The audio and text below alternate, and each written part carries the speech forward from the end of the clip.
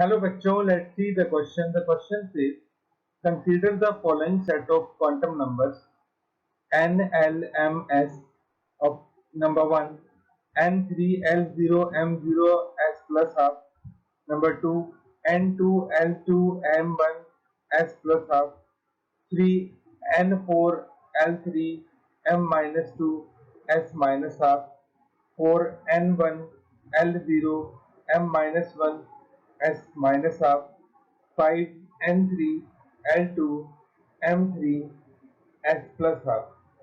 Which of the following set of quantum number is not possible? Option 1, 1, 2, 3 and 4. Option 2, 2, 4 and 5. Option 3, 1 and 3. Option 4, 2, 3 and 4.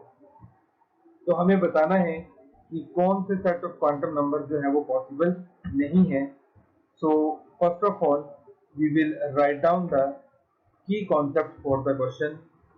So our key concept is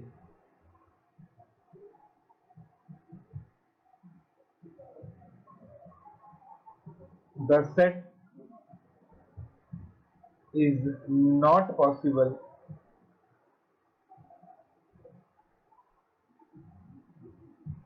when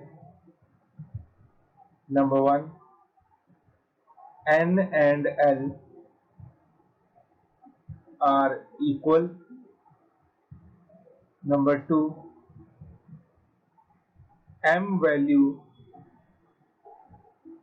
is greater than l. Third, l is greater than n. And fourth, the value of s is not plus half और minus half. इनके अलावा अगर दूसरी कोई value है तो भी वो सेट पॉसिबल नहीं होगा. तो ये चार वैल्यूज हैं, चार कंडीशंस हैं जिनमें हम कह सकते हैं कि वो सेट पॉसिबल नहीं होगा अगर n और l की वैल्यू इक्वल है, अगर m की वैल्यू l से बड़ी है, अगर l n से बड़ा है और द वैल्यू ऑफ s जो है वो प्लस हाफ या माइनस हाफ नहीं है.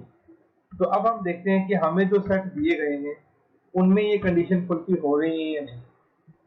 जो हमें सेट नंबर 1 दिया गया है, सेट नंबर 1 के लिए l कितना है 3, l है हमारे पास 0, m कितना है 0 और s कितना है प्लस हाफ. तो आप देख सकते हैं यहाँ पे n l इक्वल नहीं है. l जो है l is less than n और जो m होता है m की value minus l2 plus l होती है. तो यहाँ पे आप देख सकते हैं l 0 है और m भी क्या है 0 है और s की वैल्यू प्लस हाफ है. तो इसका मतलब ये जो सेट हमारे पास बन रहा है, दिस सेट इज पॉसिबल. अब हम बात करते हैं सेकंड वाले सेट की. सेकंड वाले सेट के लिए n हमारे पास 2 है और l भी हमारे पास 2 है, m हमारे पास 1 है और s की वैल्यू है प्लस हाफ. तो जैसा कि हम यहाँ पे देख रहे हैं जो n है वो इक्वल हो रहा है l के, hence this set is not possible.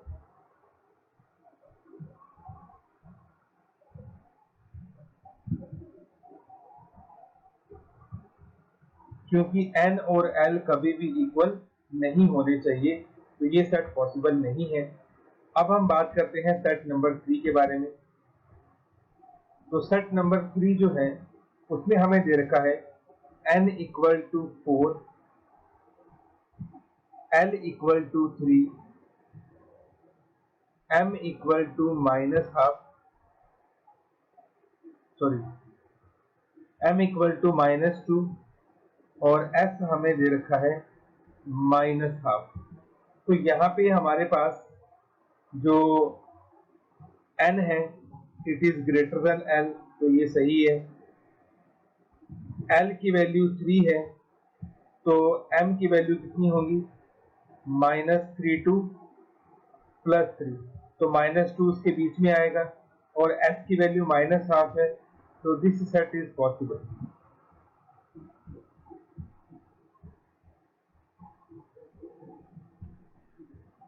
बात करते हैं सेट नंबर 4 की। तो सेट नंबर 4 में हमें दे रखा है n equal to 1, l equal to 0 and m equal to -1, s equal to -12। तो यहाँ पे आप देख सकते हैं l 0 है और m जो है वो -1 है। ठीक है, तो ये नॉट पॉसिबल है, क्योंकि m की वैल्यू l की वैल्यू 0 है, तो m भी क्या होना चाहिए 0। तो ये भी हमारे पास क्या हो गया, नॉट पॉसिबल की कैटेगरी में आ गया। और लास्ट हमारे पास फिफ्थ सेट है, उसके लिए हमें n दे रखा है 3, l दे रखा है 2 और m दे रखा है 3। ठीक है, तो यहाँ पे भी आप देख सकते हैं जो हमारे पास m है, m ग्रेटर देन l हो रहा है, विच इज नॉट पॉसिबल, क्योंकि मैंने की कॉन्सेप्ट में भी लिखा है m is greater than l, तो इस कंडीशन में भी वो सेट पॉसिबल नहीं होगा। तो इसका मतलब ये हुआ हमारे पास एक तो पहले वाला सेट पॉसिबल है और एक हमारे पास थर्ड वाला सेट पॉसिबल है। इसके अलावा सेकंड, फोर्थ एंड फिफ्थ तीनों ही जो है वो नॉट पॉसिबल है। तो अब हम अपने ऑप्शंस को देख लेते हैं। तो पहले में तो ये कह रहा है कि कोई भी पॉसिबल नहीं है, सॉरी 1 2 3 4, तो 1 पॉसिबल है, तो ये ऑप्शन तो रॉन्ग है। 1 एंड 3 भी रॉन्ग है, 2 थर्ड एंड फोर्थ ये भी हमारे पास रॉन्ग है। ठीक है, हमारे पास 2 फोर्थ एंड फिफ्थ, तो सेकंड वाला पॉसिबल नहीं है, फोर्थ वाला भी पॉसिबल नहीं है और थर्ड फिफ्थ वाला भी पॉसिबल नहीं है। तो ये ऑप्शन आपके पास करेक्ट होगा। तो our final answer is option number 2, second, fourth and fifth. Hope you understood it well. Best of luck.